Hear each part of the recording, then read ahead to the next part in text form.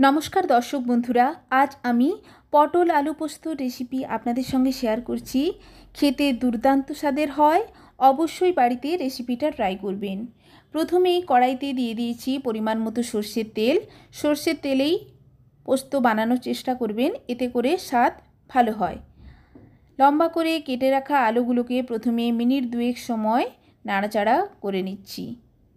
দেখেই বুঝতে পাচ্ছেন এইভাবে লম্বা করে আলু আমি কেটে নিয়েছি এবং পটলও সেই অনুপাতে লম্বা করে কেটে নিয়েছি। মিনিট দুয়েক আলু তেলের সঙ্গে নাড়াচাড়া করার পর দিয়ে দিচ্ছি কেটে রাখা পটল। পটলও কয়েক সেকেন্ড নাড়াচাড়া করে অ্যাড করে দিচ্ছি পরিমাণ মতো লবণ। লবণ ভালো করে মিক্সড করে গ্যাসের ফ্লেমটা লোতে করে ঢাকা দিয়েছি। অপরদিকে বানিয়ে নিচ্ছি 50 গ্রাম মতো পোস্ত নিয়ে নিয়েছি মিক্সার গ্রাইন্ডারে। অ্যাড করছি 3টে কাঁচা লঙ্কা। পোস্তর একটা পেস্ট বানিয়ে নিয়েছি। বেশি স্মুথ করে পোস্তর পেস্ট বানাবেন না, আধ বাটা রেখে পোস্তর পেস্ট বানাবেন, এতে করে পোস্তর স্বাদ খেতে বেশি ভালো লাগে। বারে বারে ঢাকা খুলে নাড়াচাড়া করে প্রায় 80% মতো আমি পটল ও আলুকে ভেজে নিয়েছি। এখানে 80% মতো সেদ্ধ হয়ে গেছে।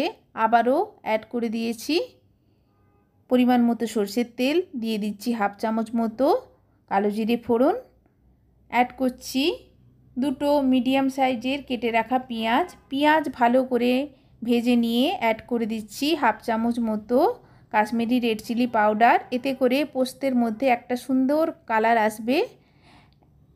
অ্যাড করে দিচ্ছি একটা বড় সাইজের টমেটোকেও কয়েক সেকেন্ড সময় নাড়াচাড়া করে নিচ্ছি।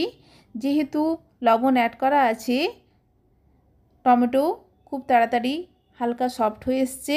অ্যাড করে দিচ্ছি বেটে রাখা পোস্ত, দিয়ে দিচ্ছি 3টে কাঁচা লঙ্কা একটা সুন্দর ফ্রেশ ফ্লেভারের জন্য।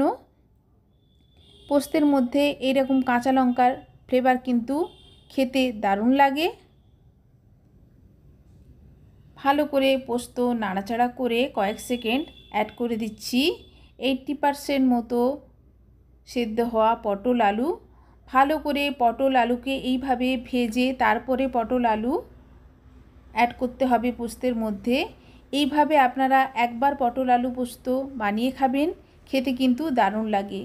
পোস্তের সঙ্গে পটল আলুকে মিনিট দুয়েক সময় নাড়াচাড়া করে নিচ্ছি, এতে করে পোস্তর ফ্লেভারটা সম্পূর্ণরূপে পটল আলুর মধ্যে চলে আসবে।